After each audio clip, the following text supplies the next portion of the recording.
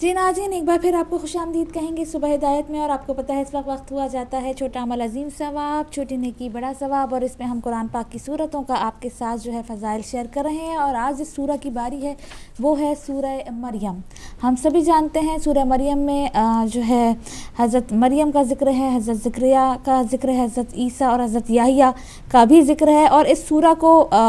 इसकी आयत नंबर 12 से लेकर 35 की वजह से मरियम के नाम से मशहूर है, लेकिन मुफस्सिरीन ने इसका एक और नाम भी दिया है, और वो नाम जो है वो सूरह काफ हा या ऐन स्वात है। अब इसके फ़ज़ाइल आपकी तरफ बयान करते हैं कि इमाम जाफ़र सादिक़ अलैहिस्सलाम इरशाद फरमाते हैं, जो हमेशगी के साथ सूरह मरियम की तिलावत करता रहे, जब तक अपनी जान, माल और औलाद से बेनियाज नहीं हो जाएगा, मरेगा नहीं।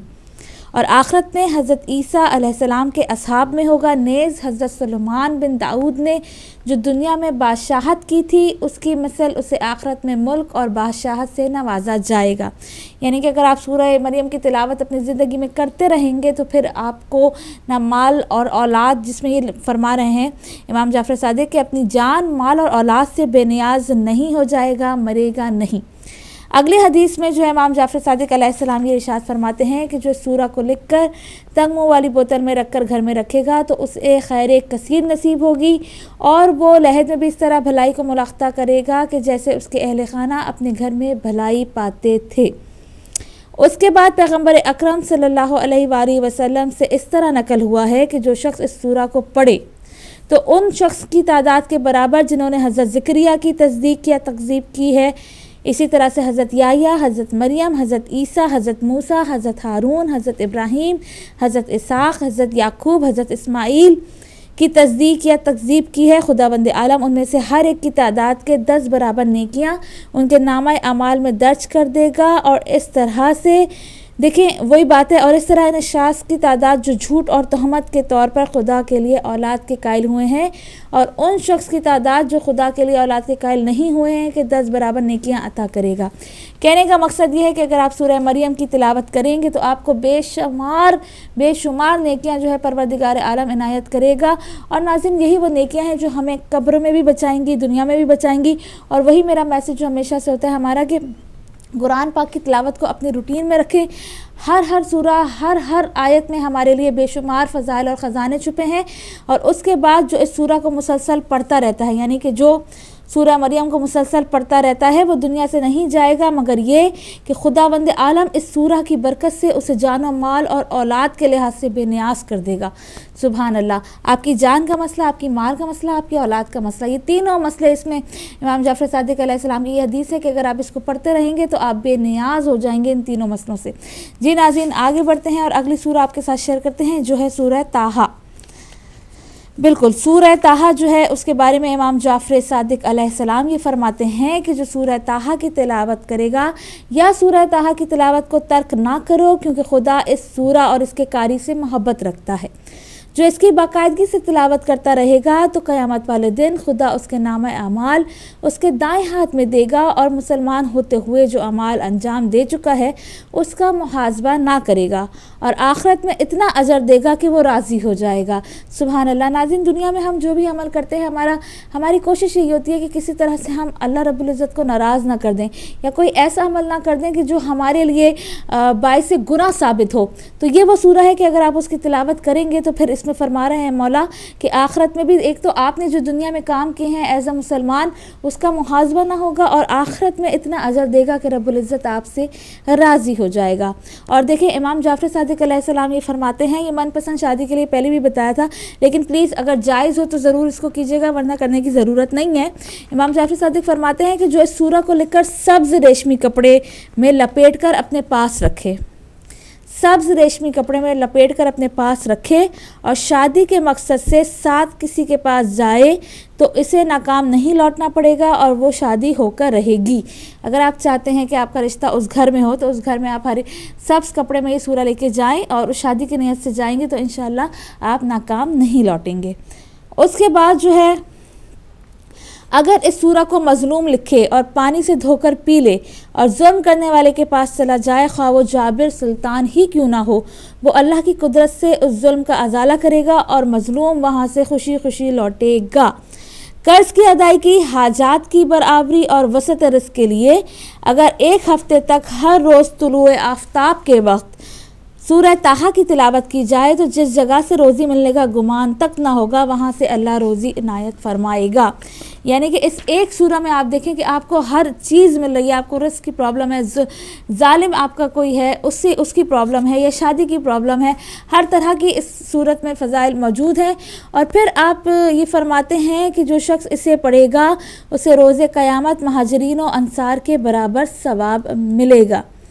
ناظرین، یہ آج ہم نے آپ کے ساتھ شیئر کی ہیں سورہ طٰہٰ اور سورہ مریم کے فضائل۔ مجھے امید ہے آپ نے نوٹ کر لیے ہوں گے، اور نہ صرف نوٹ کر لیے ہوں گے بلکہ آپ کوشش یہ کریں گے کہ اپنی زندگی میں روزمرہ کی ڈیلی روٹین میں بہت ہم بیزی ہوتے ہیں، بڑا مشکل ہوتا ہے قرآن پاک کے لیے وقت نکالنا، لیکن اگر آپ ایک پیج بھی پڑھ لیں گے تو میں سمجھتی ہوں بہت ہے۔ تو ایک پیج، کم سے کم ایک پیج کی تلاوت ضرور کیا کریں، اور آپ دیکھیں گے کہ کتنے ہم آج سورہ طٰہٰ تک پہنچ گئے۔ انشاءاللہ پورے قرآن پاک کی صورتوں کو ہم آپ بتائیں گے تو آپ کو پتہ چلے گا کہ قرآن پاک میں بے شمار خزانے ہمارے لیے چھپے ہوئے ہیں، بس توفیق ہم میں نہیں ہوتی یا ہم اس سے فائدہ نہیں اٹھا رہے ہیں۔ یہی وجہ ہے کہ ہر گھر میں پریشانی ہے، کہیں کوئی مسئلہ، کہیں اولاد کا مسئلہ، کہیں دولت کا مسئلہ، کہیں سکون کا مسئلہ، کہیں لڑائی جھگڑوں کا مسئلہ، اور ایٹ دی اینڈ ہمارا ریزن یہی ہوتا ہے کہ جناب فلاں نے جادو کر دیا، فلاں نے ٹوٹکا کر دیا، فلاں نے یہ کر دیا۔ آپ خود اپنا علاج کریں، قرآن پاک آپ کے گھر میں موجود ہے، اس کی تلاوت کریں، پھر آپ دیکھیں۔ اور ہمیشہ وہی بات ہے کہ ہمیں پتہ ہونا چاہیے کہ زمین والوں، جب آسمان والوں کو جس گھر میں قرآن پاک کی تلاوت ہوتی ہے، زمین والے ویسے نظر آتے ہیں جیسے کہ ہم کو آسمان کے ستارے نظر آتے ہیں۔ اب بڑھتے ہیں فاروق بھائی کی جانب۔ جی بہت شکریہ۔ اور ناظرین، کرنٹ افیئرز میں سب سے اہم خبریں وہی جو مذاکرات کے بارے میں باتیں ہو رہی ہیں۔ آج کی اطلاع ہے کہ حکومتی کمیٹی نے جو طالبان کی کمیٹی اس سے ملاقات سے فی الحال انکار کیا یا اسے ملتوی کیا ہے، کیونکہ کل پتہ چلا طالبان نے یہ اقرار کیا ہے، ذمہ داری قبول کی ہے کہ 2010 میں جو 23 ایف سی اہلکار اغوا ہوئے تھے ان کو کل شہید کر دیا گیا ہے، اور باقاعدہ بتایا گیا ہے ایک خط کے ذریعے کہ ہم نے یہ سارا کام جو ہے بدلہ لینے کے لیے کیا ہے۔ اس سے پہلے آپ جانتے ہیں 13 پولیس اہلکار جو ہے کراچی ایک پولیس لائن کی بس پر حملہ ہوا، اس میں وہ شہید ہوئے۔ سب سے بڑی بات تو یہ ہے پولیس اہلکار شہید ہوئے ہیں، کل ایف سی اہلکار شہید ہوئے ہیں، فوجی شہید ہوتے ہیں، یا پاکستان کی حفاظت پہ مامور جو بھی اس طرح کے ادارے ہیں ان کے لوگ جب شہید ہوتے ہیں تو ہماری سیاسی جماعتیں اتنے زیادہ پرسکون ہوتے ہیں، یا ان کو اس طرح ایسا محسوس ہوتا ہے کہ ان کو کوئی احساس نہیں ہے۔ یہی اگر ہم یہ بات سنیں کہ 23 نون لیگ کے کارکن شہید ہو گئے تو پھر ہمارے میاں صاحب کا آپ سٹانس دیکھیے گا، پتہ چلتا ہے کہ 23 ایم کیو ایم کے افراد جو ہیں وہ شہید ہو گئے۔ اس وقت اینٹ سے اینٹ بجی ہوتی، سندھ بند ہوتا، دکانیں بند ہوتی، پتھر ہڑتالیں، یہ سب کچھ ہو رہا ہوتا ہے۔ پیپلز پارٹی کے جیالے اگر 23 شہید ہو جاتے تو پھر پتہ چلتا ہے کہ پیپلز پارٹی جو ہے وہ تمام جو تقریبات ہو رہی ہیں، ڈھول ڈھمکے ہو رہے ہیں، وہ منسوخ کر دی جاتے۔ یعنی کہنے کا مقصد یہ ہے کہ ہماری سیاسی جماعتیں جو ہیں وہ اپنے کارکنوں کے لیے تو اٹھتی ہیں، حالانکہ جتنا اٹھتی ہیں جنہوں نے کوڑے کھائے ہیں یا جو جانیں دینے والے ہیں ان کے اور ان کے سربراہان تک جو رسائی ہے وہ بھی ایک الگ میٹر ہے کہ کتنا وہ صرف ان کو استعمال کرنے کے تک ہی محدود ہوتا ہے۔ اس کے بعد پھر وہی لوگ جو وہی جیالے جو سیاستدانوں کو اپنے کندھوں پر اٹھا کر اقتدار تک پہنچاتے ہیں، وہی اقتدار میں پہنچنے والے ان لوگوں کو پوچھتے بھی نہیں، یہ الگ بات ہے۔ لیکن پھر بھی خانہ پوری کے لیے یا ایک دکھانے کے لیے، نمائش کے لیے وہ سیاستدان ضرور اٹھ کھڑے ہوتے ہیں، جی ہماری جماعت کے اتنے لوگ جو ہیں وہ شہید کر دیے گئے ہیں، ہم سے بہت بڑی ناانصافی ہو گئی اور جمہوریت کا ہی قتل ہو گیا ہے۔ لیکن یہاں پر پاکستان کو بچانے کے لیے، پاکستان کی جو امن و امان قائم رکھنے کے لیے جو فضا ہے اس کو ایسے لوگ شہید ہوئے ہیں۔ کراچی میں 13 اہلکار شہید ہو گئے۔ بالکل کوئی بھی حکومت کی طرف سے، وزیر اعظم صاحب ترکی سے اگر کاش واپس وہاں پر کراچی جاتے اور ان اہلکاروں کے لواحقین سے ہی مل لیتے، کیونکہ وہ پاکستان کی خدمت کر رہے تھے۔ وزیر اعلیٰ صاحب کراچی کے ہیں، کراچی میں ان کی رہائش، وہی پولیس اہلکاروں کے جو بھی پیچھے پسماندگان بچے ہیں ان سے مل لیتے، بہت اچھی بات ہوتی۔ یہاں پر جو 23 اہلکار جو شہید کر دیے گئے ہیں، ایف سی اہلکار شہید کر دیے گئے ہیں، یہ پاکستان کو بچانے کے لیے، پاکستان کی بقا کی جنگ لڑتے ہوئے ان کو ان درندوں نے شہید کر دیا ہے کہ جو درندے اب ہمارے لیے مہمانان خصوصی کا رتبہ انہوں نے حاصل کر رکھا ہے، ان کو مذاکرات کی پیشکش کی جا رہی ہے، ان کے ساتھ ڈیلنگ کی بات ہو رہی ہے، ان کے دفاتر کھولنے کی بات ہو رہی ہے، ان کو باقاعدہ پروٹوکول دینے کی باتیں ہوتی ہیں. تو اب یہ کون باتیں کر رہا ہے آپریشن، تو انشاءاللہ ایک ایسا وقت آئے گا کہ پاکستان کی جو سرزمین ہے ایسے درندوں سے پاک ضرور ہوگی. دیر ہو رہی ہے لیکن انشاءاللہ ضرور پاکستان کی جو فوج ہے یا پاکستان کے وہ غیرت مند جو لوگ ہیں جو پاکستان کا ہی دکھ درد سمجھتے ہیں وہ ضرور اٹھیں گے اور اس پر بات کریں گے. لیکن اسی اثناء میں ہمیں کچھ ایسے چہرے نظر آ گئے ہیں، یہ بھی ایک کہتے ہیں بلیسنگ ان ڈسگائز کے خوش نصیبی ہے ہمارے پاکستانی عوام کی.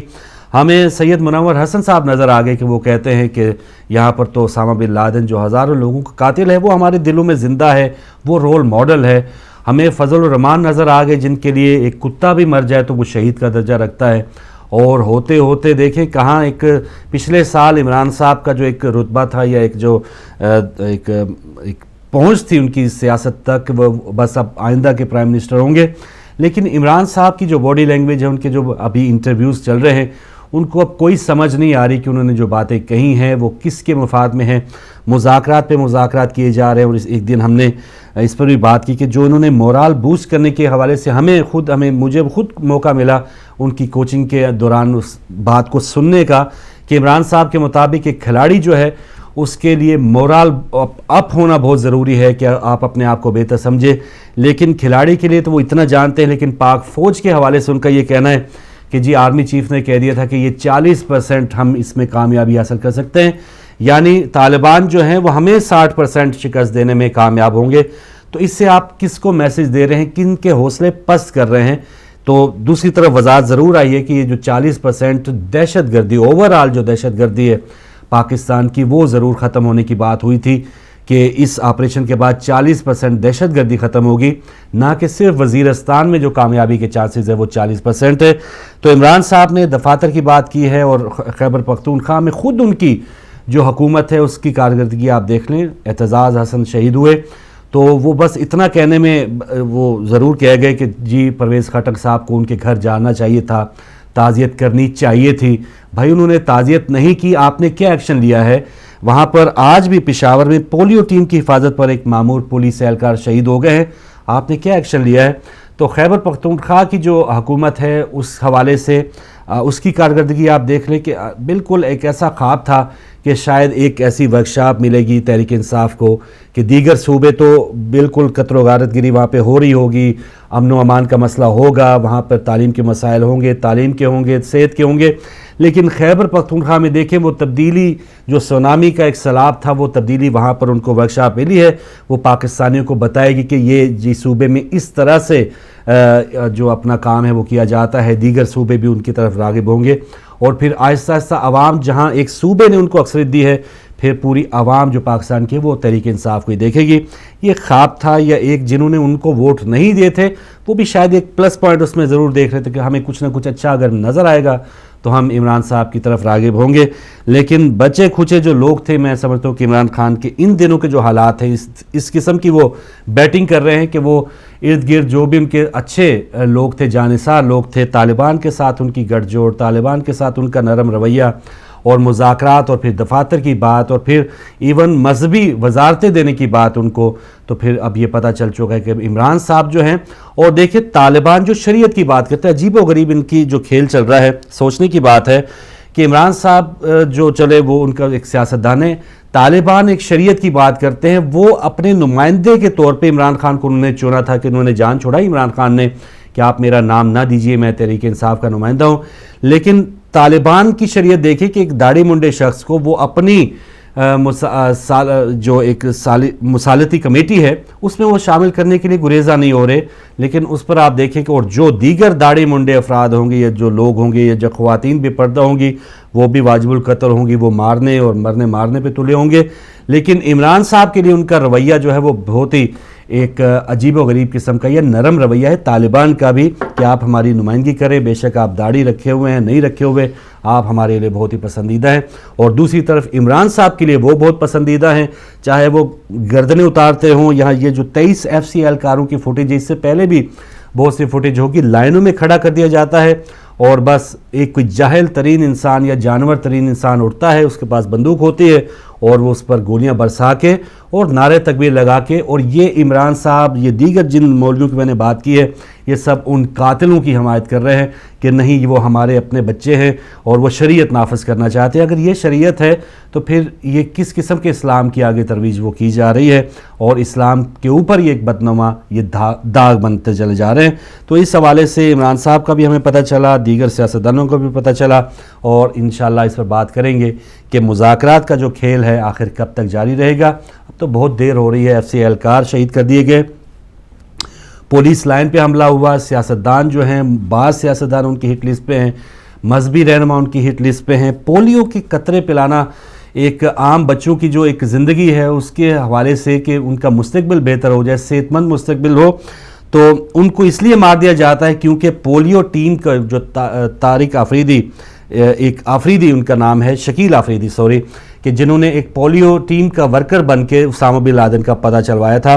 تو یہ سارے، چاہے اب کراچی میں کوئی بیچاری خواتین پولیو کے قطرے پلا رہی ہیں، پشاور میں کوئی پولیس اہلکار ان کی حفاظت پر مامور ہے، کوئی ٹیچرز ہیں، کوئی اساتذہ ہیں، وہ پولیو ٹیم کے جو بھی لوگ ہیں وہ واجب القتل ہو گئے کیونکہ شکیل آفریدی نے اسامہ بن لادن کو پکڑوانے میں مدد کی تھی۔ تو بھائی ایک بندے نے اگر یہ کام کیا بھی ہے، حالانکہ وہ اس کے لیے یہ کیس چل رہا ہے، عدالت میں وہ معاملہ ہے، کیا ہوتا ہے کیا نہیں ہوتا، لیکن جو دیگر بے گناہ افراد ہیں ان کو مارے جانے کا آپ کون ہوتے ہیں کہ سرٹیفکیٹ جاری کر دیں کہ یہ واجب القتل ہیں؟ پولیس اہلکار نے اگر ان کی حفاظت کے لیے ان کو بھیجا گیا ہے کہ آپ پاکستان کی عوام کی یہ جو مستقبل ہے، بچے ہیں، ان کی حفاظت کے لیے جو پولیو قطرے پلائے جا رہے ہیں، ان کی ٹیم کی آپ نے حفاظت کرنی ہے، وہ بیچارے وہاں پہ گئے ہیں اور ان کو گولیوں کا نشانہ بنایا گیا ہے، تو یہ ان لوگوں کی حمایت کی جا رہی، ان لوگوں کو چھوٹ دی جا رہی ہے۔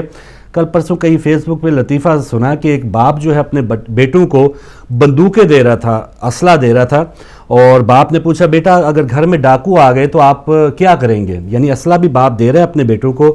ڈاکو آ گئے تو آپ کیا کریں گے؟ تو بیٹے نے کہا کہ ابا جی ہم مذاکرات کریں گے، یعنی کوئی ڈاکو آگے، چور آگے، ہم ان سے مذاکرات کریں گے کہ بھائی آپ چور ہیں، آپ ہماری کیا کیا چیز لوٹنے آئے ہیں، آپ نے فلاں چیز لوٹ لی ہے، فلاں چیزیں وہ اس الماری میں پڑی ہیں، وہ بھی آ کے آرام سے لے جائیں۔ تو پھر یہ اسلحہ کی نمائش اور اسلحہ دینے کا اور اتنا بڑا ہمارا ایٹمی طاقت ہونا اور یہ سرخاب کے پر 7ویں بڑی فوج، اتنی بہترین پولیس اہلکار، یہ ہم کیوں پال رہے ہیں؟ یہ کیوں اتنا سارا جو بجٹ ہے وہ کیوں دے رہے ہیں؟ پھر چند مولویوں کے حوالے، یہ منور حسن صاحب کے حوالے ملک کر دیا جائے اور ان کی شریعت نافذ کر دی جائے، لال مسجد کی طرح کا ماحول ساری مساجد میں ہو جائے، لٹ بردار جلوس ہوں، خواتین کے پاس ڈنڈے ہوں، جو پسند آئے وہ ٹھیک ہے، جو نہ پسند آئے ان پر ڈنڈے برسا دیے، گولیاں برسا دی، یہ پاکستان بن جائے گا، اور اللہ خیر صلی اللہ۔ تو پھر یہ صورتحال ہوگی اگر ہم جو عام عوام جو اس وقت بات کر رہے ہیں اگر وہ اٹھے نا تو پھر یہی صورتحال ہوگی۔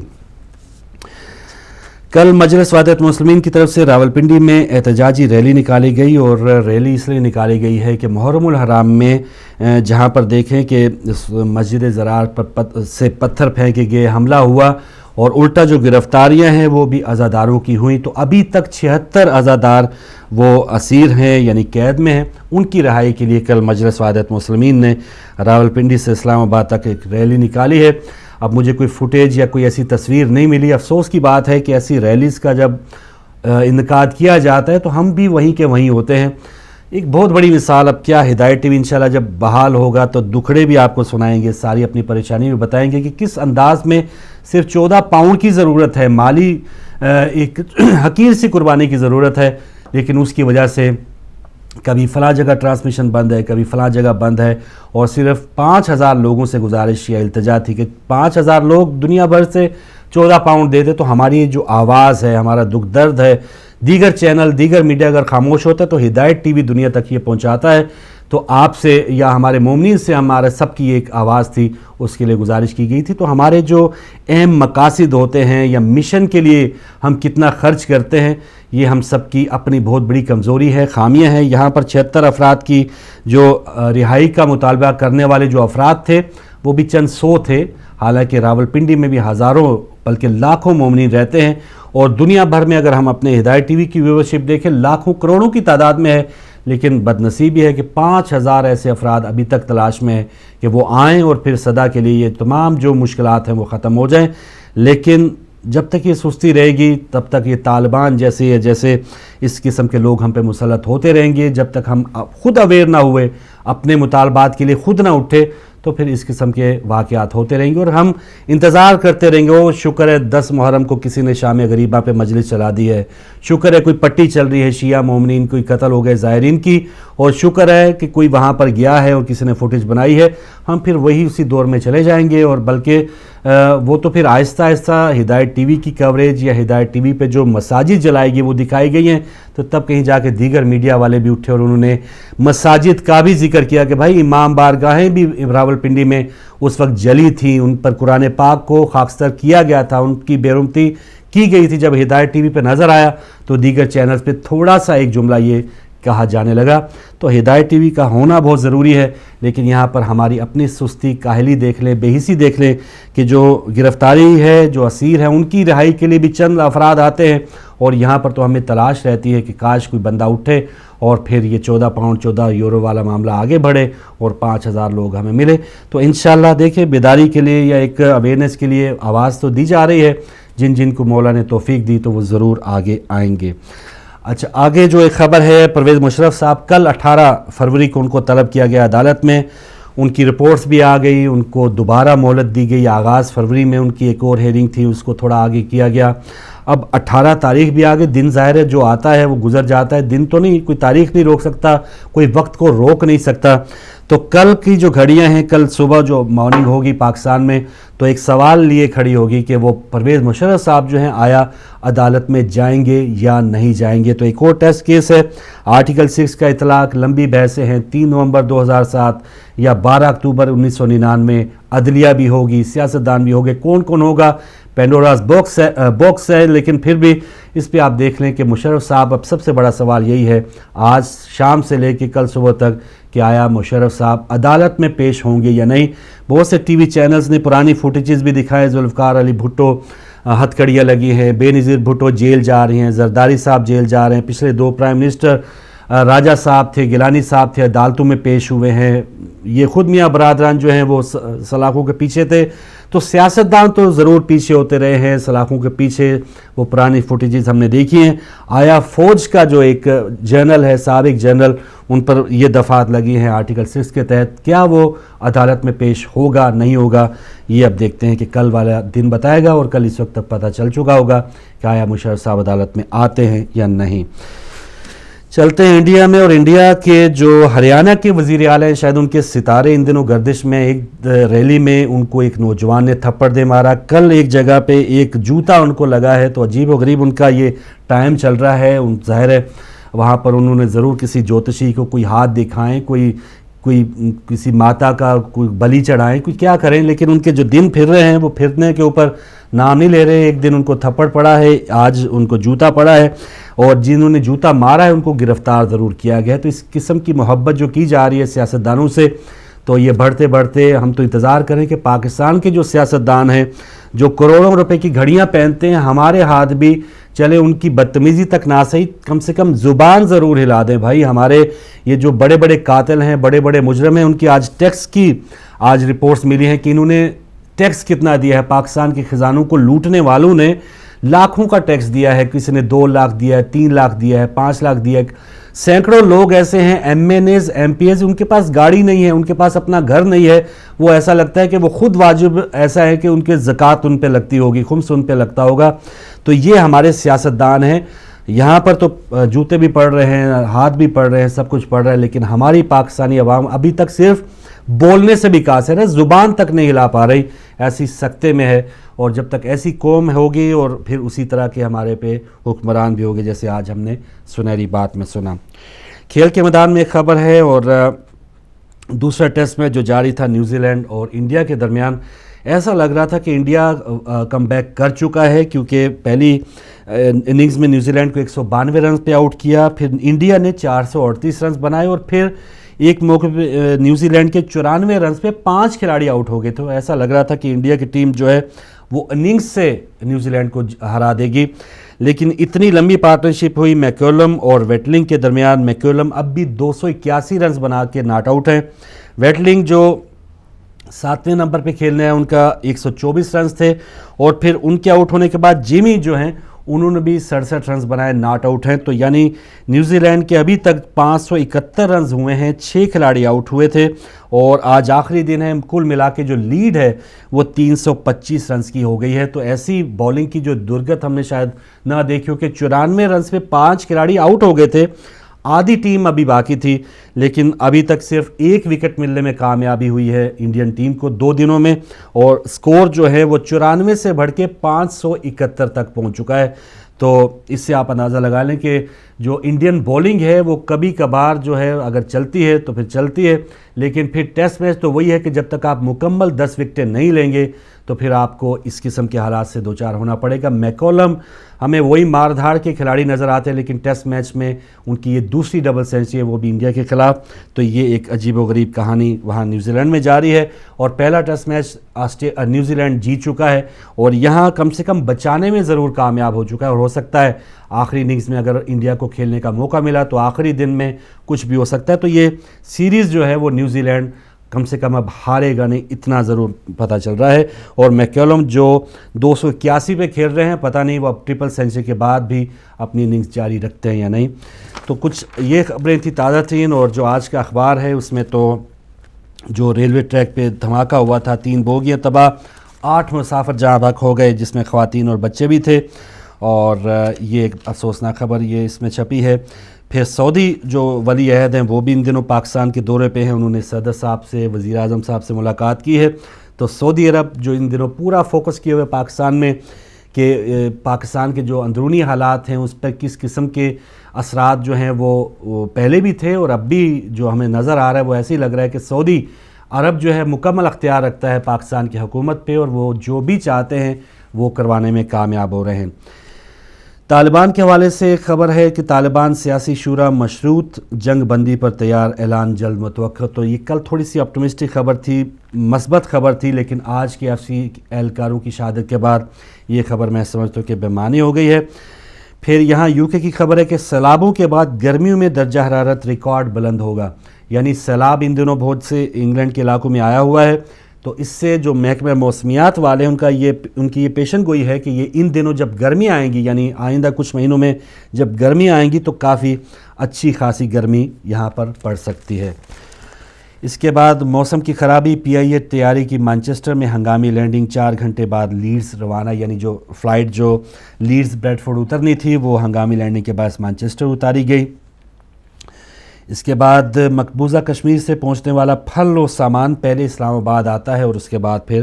अंदरूनी कश्मीर जाता है। ये भी खबर है। गली से लाश मिलने के बाद पुलिस ने तहकीकात का आगाज़ कर दिया है। ये ग्रेटर मैनचेस्टर में ये खबर ये छपी उस हवाले से। और हरियाणा के वज़ीर आला साहब के साथ जो हुआ वो मैंने आपको बता दिया। और ये किसने कितना टैक्स दिया है उसकी एक लंबी रिपोर्ट है। लाखों रुपए का टैक्स है जो हमारे बड़े बड़े सियासतदानों ने दिया है। और जो बहुत से ऐसे सियासतदान हैं जो बेचारे अभी तक जिनके पास ना गाड़ी है ना बंगला, और इनसे अगर पूछा जाए कि भाई करोड़ों रुपए लगा के आप इंतखाबात कैसे जीत के आ गए, तो ये कहेंगे कि हमारे ये दोस्तों ने किया है, हमारे जो अजीज़ व कारब है उन्होंने हमारे साथ ये इतना अच्छा काम किया है। खुद उनके पास कोई ऐसा काम नहीं है कि उनका घर भी वो ख़रीद सकें या वो अपनी गाड़ी ख़रीद सकें।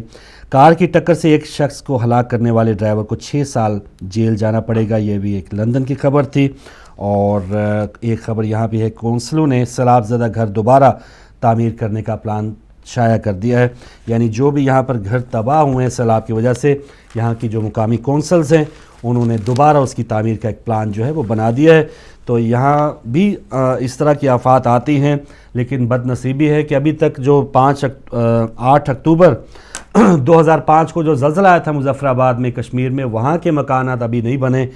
जो सैलाब आया था बलूचिस्तान में, पंजाब में, वहाँ के मकानात नहीं बने। यहाँ पर जो वेस्ट है यहाँ ये सैलाब ये सब कुछ आता है, लेकिन प्लान भी तैयार कर लिया गया कि इतने दिनों में जो लोग बेघर हुए हैं उनको हमने वापस पहुँचाना है। यहाँ भी बहुत से हज़ारों घरों में बिजली नहीं है, लेकिन इक़दामात किए जा रहे हैं। लोगों को नज़र आ रहा है कि वाकई हुकूमत हमारी है और हमारे लिए कुछ करेगी, लेकिन हम ये हसरत ही लिए बैठते हैं। सारे लोग ये सियासतदान यहीं पे हैं, इनके बच्चे यहीं पे आके पढ़ते हैं, ये जब बीमार होते हैं यहीं पे आते हैं, सब कुछ देखते हैं कि यहाँ जो जमहूरियत है, असल जमहूरियत वही है कि एक حکومت جب اس طرح کے آفات میں عوام کی کس قسم کی نمائندگی کرتی ہے، لیکن یہاں سے سیکھتے کچھ نہیں ہے، یہاں پر اپنی چھٹیاں گزارتے ہیں اور پھر وہاں پہ پاکستان میں عیاشی کرنے کے لیے جاتے ہیں۔ اقتدار جب تک ہے وہ پاکستان میں ہے، اقتدار ختم ہوا تو یہاں پہ آ کے وقت گزاریں گے، لیکن یہاں سے کچھ سیکھ کے ہمارے سیاستدان جائیں گے نہیں۔ تو یہ خبریں تھیں ناظرین، تھوڑا ٹائم آگے ہو گیا، کچھ چلتے ہیں فائدے کی بات کی طرف۔ چھوٹی سی ایک فائدے کی بات بتاتے ہوئے آگے بڑھتے ہیں کیونکہ بریک کا وقت آ چکا ہے۔ فائدے کی بات میں دیکھیں، آپ کے سر میں درد ہوتا ہے، آپ جلدی سے ٹیبلٹ لے لیتے ہیں، چائے پی لیتے ہیں، کافی پی لیتے ہیں۔ آج آپ کو ایک ہوم ریمیڈی بتاتے ہیں کہ اگر آپ کے سر میں بہت شدید درد ہو رہا ہے، آپ کا سر پھٹ رہا ہے، تو آپ نے کیا ہوتا ہے، دیکھیں ایک ہوتا ہے لیمن، ایک ہوتا ہے لائم لیمو، اور ایک ہوتا ہے کچا لیمو ہرا جو ہوتا ہے، چھوٹے آپ نے دیکھا ہے بازار میں آرام سے مل جاتے ہیں۔ جو کچے لیمو ہوتے ہیں اس کو آپ نے کیا کرنا ہے، ہرے لیمو کو آپ نے 2 پیس کرنا ہے، بیچ میں سے کاٹنا ہے، اور اگر آپ کے سر میں بے انتہا درد ہو رہا ہے تو اس کچے نیمبو کو آپ اپنے ماتھے پہ جو ہے وہ رب کر لیں، آپ کا سر کا درد تھوڑی دیر میں ختم ہو جائے گا۔ جناب یہ ریمیڈی ہے آج کی فائدے کی بات کہ اگر آپ کے سر میں درد ہو تو کچے لیمو کو کاٹ کے آپ اپنے سر پہ مساج کر لیجئے، آپ کا سر کا درد دور ہو جائے گا، یعنی کہ اپنے فورہیڈ پہ، ماتھے پہ آپ اس سے مساج کر لیجئے۔ یہ ہے آج کی فائدے کی بات، اور اب وقت ہوا جاتا ہے بریک کا۔ جی، اور بریک سے پہلے حسب معمول جو تصویر ہے ہماری آج کی، وہ کہتے ہیں کہ بچے ساری قوم کا مستقبل ہوتے ہیں، کسی قوم کا مستقبل اگر ہم نے دیکھنا ہے تو وہ یہ دیکھیں پشاور کے گرد ایک گاؤں جس کے یہ بچے ہیں، اور یہ دیکھ رہے ہیں سب کو، یہ عمران خان کو بھی دیکھ رہے ہیں، یہ اس وقت کے وزیر اعظم نواز شریف صاحب کو بھی دیکھ رہے ہیں، یہ سب لوگوں کو دیکھ رہے ہیں کہ بھائی ہمارا مستقبل کیا ہے، اور کیا ہم اتنی تعلیم حاصل کر پائیں گے۔ ہمارے اسکولوں میں جو ہنگو میں بھی دھماکے ہو رہے ہیں، ہر جگہ دھماکے ہو رہے ہیں، ان کے اسکول محفوظ نہیں ہے، کوئی ان کو قطرے پلانے آئے وہ محفوظ نہیں ہے۔ تو یہ سب کو حسد بری نگاہوں سے یہ بچے، کسی کے پاس مکمل کپڑے بھی نہیں ہیں، ہو سکتا ہے کسی نے کچھ کھایا نہیں کھایا، تو یہ 5-6 جو بچے ہیں وہ نمائندگی کر رہے ہیں سارے پاکستانی بچوں کی، اور کہ یہ ان کا مستقبل جو دہشت گردوں کے ہاتھوں میں ہم نے دے دیا ہے، کہ کاش ہمارے حکمران سوچیں اور ان بچوں کے حوالے سے بھی کوئی آئندہ کا جو پلان ہے یا کوئی اس قسم کا مستقبل کا ایک خواب ہے وہ ان کو دکھائیں۔ تو یہ پاکستانی بچوں کی تصویر ہے، اس پر بھی آپ بات کر سکتے ہیں۔ اور معاف کیجیے گا، آپ جا رہے ہیں ہم بریک کی طرف، اور بریک کے بعد جب ہم واپس آئیں گے مذاکرات آخر کب تک، اس پر بات کریں گے اس چھوٹی سی بریک کے بعد۔